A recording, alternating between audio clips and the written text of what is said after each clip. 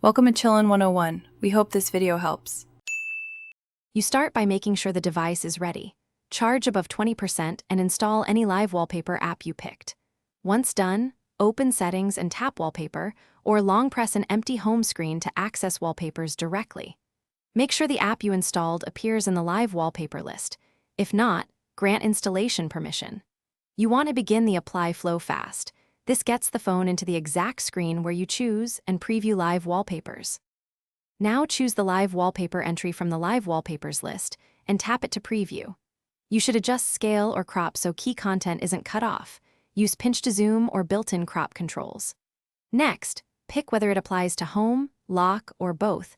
Make a deliberate choice based on how often you want motion.